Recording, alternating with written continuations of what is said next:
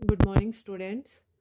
आज हम समझेंगे फॉरेन एक्सचेंज मार्केट, जो कि हमारे 14th चैप्टर का ही पार्ट है। फॉरेन एक्सचेंज मार्केट, सबसे पहले आप देखिए कि यहाँ लिखा है मार्केट। हम लोग जब माइक्रो इकोनॉमिक्स में हमने मार्केट पढ़ा था तब हमने समझा था मार्केट क्या है। मार्केट किसी स्थान का नाम नहीं है, it's not a place, it's just a process. Process किस चीज़ की हमने उसमें समझा था ना, कि किसी भी वस्तुओं का या सेवाओं का जहाँ क्रय या विक्रय होता है उसे क्या कहते हैं, मार्केट कहते हैं। अब क्योंकि हम पढ़ रहे हैं विदेशी विनिमय दर और हम बात कर रहे हैं फॉरेन एक्सचेंज की, तो एक ऐसा मार्केट जहाँ पर संसार के विभिन्न देशों की राष्ट्रीय करेंसियों को बेचा या खरीदा जाता है। क्रय विक्रय यहाँ पर भी हो रहा है क्योंकि मार्केट है, लेकिन यहाँ पर क्या खरीद और बेच रहे हैं, करेंसीज। ठीक है। अब हम लोगों को विदेशी करेंसीज चाहिए, हमने समझ लिया था पिछले वीडियो में, मैंने आपको समझाया था हम मांग क्यों करते हैं और हमारे पास सप्लाई भी होती है, उसके क्या रीज़न है सप्लाई इंक्रीज़ होने के हमारी कंट्री के अंदर या डिक्रीज़ होने के, वो हम समझ चुके हैं। तो वो कैसे होगा, जब उसे बेचा या खरीदा जाएगा किसी भी तरीके से, हम लोगों को ज़रूरत होती है तो करेंसीज को खरीदा और बेचा भी जाता है। और ये जो मार्केट है बिल्कुल उसी तरह जैसे हमने पहले समझा था, कोई फिजिकल मार्केट नहीं है, कोई भौतिक मार्केट नहीं है, ये एक प्रक्रिया है जहाँ पर जिस देश की करेंसी की आवश्यकता है वो हम खरीद लेते हैं या बेच देते हैं अपनी करेंसी को। क्यों करते हैं ऐसा, करेंसीज को क्यों खरीदा या बेचा जाता है? तो सबसे पहला कार्य जो होता है वो है हस्तांतरण। हस्तांतरण का मतलब होता है ट्रांसफ़र करना, क्रय शक्ति, परचेजिंग पावर। कि अगर विदेशी करेंसी मेरे देश में आ रही है तो वो बेसिकली क्या कर रहे हैं, क्रय शक्ति। क्रय शक्ति क्या होती है, हमारे हाथ में जो पैसा है, मनी है, मान लीजिए अपने देश की ही करेंसी की बात करें, रुपीज़ की ही बात करें, तो हमारे जो रुपी है वो, उसका मतलब क्या है, हमारे हाथ में पैसे होने का मतलब ये है कि क्रय शक्ति का बढ़ जाना, कि अब मैं इससे और ज़्यादा गुड्स या सर्विसेज खरीद सकती हूँ। तो हस्तांतरण यानी कि बेसिकली जब हम वहाँ से, हमने यूएस से डॉलर खरीदा है, हमें ज़रूरत है, तो वो क्रय शक्ति को, परचेजिंग पावर को ट्रांसफ़र कर रहे हैं।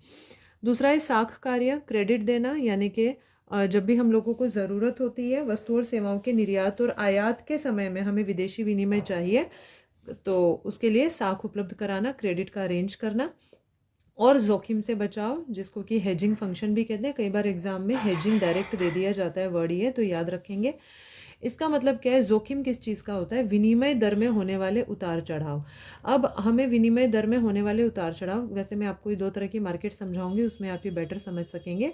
विनिमय दर में उतार चढ़ाव क्या होता है कि आज हमने जैसे देखा कि फ्लोटिंग सिस्टम चल रहा है एक्सचेंज रेट का, तो आज कीमत मान लीजिए कम है, कल ज़्यादा हो गई, तो किसी भी प्रकार का अगर उतार चढ़ाव आता है, ऐसे में हम किस वैल्यू को कंसिडर करेंगे, तो उससे भी ये बचा लेता है कि हमने आज करेंसी ली, हम उसकी आज की वैल्यू को कंसिडर करके हम जो भी ट्रांजेक्शन्स करनी है करेंगे, चाहे पेमेंट उसकी हम बाद में क्यों ना करें, पर जो आज का रेट है उसके ऊपर डील कर लेना।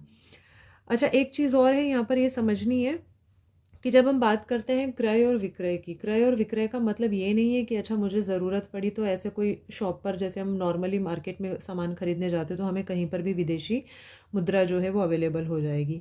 इसकी जो एजेंसीज होती है मुख्यतः, जैसे कि बैंक से या कोई एमएनसीज है, शेयर ब्रोकर्स है, अदर जो भी अथोराइज डीलर्स हैं, या कोई मॉनेटरी अथॉरिटीज़ है हमारी कंट्री के अंदर, तो ये ऐसा नहीं है कि कहीं भी गए। अब मान लीजिए आपको विदेश जाना है, आपको यूएस जाना है, तो आप अपने बैंक से ही सबसे पहले सलाह करेंगे कि मुझे जाना है और मुझे इतनी करेंसी की आवश्यकता है, कैसे मैं ट्रांजैक्शन कर सकती हूँ या कर सकता हूँ। तो उसके लिए हमें ज़रूरत पड़ेगी किसी न किसी एजेंसी की, अथोराइज्ड एजेंसी की। तो ये किसी भी दुकान पर या किसी भी ऐसी जगह पर नहीं मिल सकता कि जहाँ से हम लोग यूजुअली अपने घरों के सामान खरीदते हैं, राइट। तो ये छोटी सी बात मैंने समझाई है। इसके अलावा हम लोग समझेंगे कि कितने प्रकार की मार्केट होती है। तो देखिए, दो तरह की मार्केट होती है, two types of market for foreign exchange. एक है स्पॉट मार्केट और दूसरी है फॉरवर्ड मार्केट। स्पॉट मार्केट आपने नाम सुना होगा, on the spot. On the spot यानी उसी समय, उसे हाजिर, हिंदी में हाजिर या चालू बाजार कहते हैं। इसका मतलब क्या हुआ कि आज कोई वस्तु खरीदनी है, जैसे हम मान लो एक सिंपल सा एग्जांपल देती हूँ, आज हमें कोई वस्तु मार्केट में खरीदने गए तो कैश में पेमेंट करना है, या कई बार हम लोग चेक से भी पेमेंट कर देते हैं। हालांकि चेक से पेमेंट करना इमीडिएट कैश नहीं होता, क्योंकि चेक के लिए फिर आपको बैंक जाना पड़ता है, बैंक में वो क्लियर होता है। तो यहाँ पर हम ये भी मान लेते हैं कि 2 डेज़ तक का जो एक 2 डेज़ की एक प्रोसेस होती है उसको भी कंसिडर कर लेते हैं, जो चेक के थ्रू होता है उसको स्पॉट मार्केट में ही कंसिडर कर लेते हैं। तो यहाँ पर क्या होगा, दैनिक प्रकृति के आधार पर कि आज फॉरेन करेंसी की जो वैल्यू है उसी के आधार पर हम क्या करेंगे, आज के ही आधार पर दैनिक प्रकृति यानी कि डेली बेस पर ही ये ट्रांजैक्शन होती है। लेन देन की अवधि के रूप में जो हाजिर बाजार है वो दैनिक प्रकृति वाला होता है, भविष्य का इससे कोई संबंध नहीं है। हमने कोई ऐसा कॉन्ट्रैक्ट नहीं किया कि पेमेंट भविष्य में कर लेंगे, ये आज ही परचेजिंग हुई है, आज ही पेमेंट करनी है। तो इसे हम कहते हैं तात्कालिक विनिमय दर, या फिर हम कह सकते हैं इसको spot rate of exchange, spot rate of exchange. ठीक है। दूसरा होता है वायदा बाजार, नाम से ही समझ आ रहा है, अब वायदा करना है।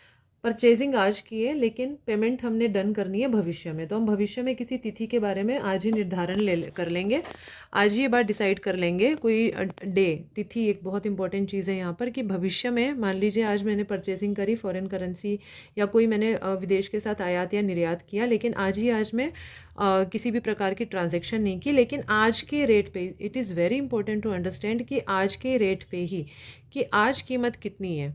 अगर आज मैंने यूएस के साथ आयात या निर्यात किसी भी प्रकार की प्रक्रिया की और मुझे एक डॉलर, अमेरिकन डॉलर मुझे पड़ रहा है 80 रुपये में, तो मुझे पेमेंट करनी है कुछ 3 महीने बाद, तो मैं कहूँगी कि मैं 80 रुपये से ही करूँगी पेमेंट। जो है क्या होता है, कॉन्ट्रैक्ट साइन कर लिया जाता है या बिल ऑफ एक्सचेंज कोई होता है, कोई ना कोई ऐसी लीगल डॉक्यूमेंट होती ही होती है, क्योंकि ऐसे सिर्फ वायदा का बाज़ार सिर्फ वर्बल वायदा नहीं होता यहाँ पर।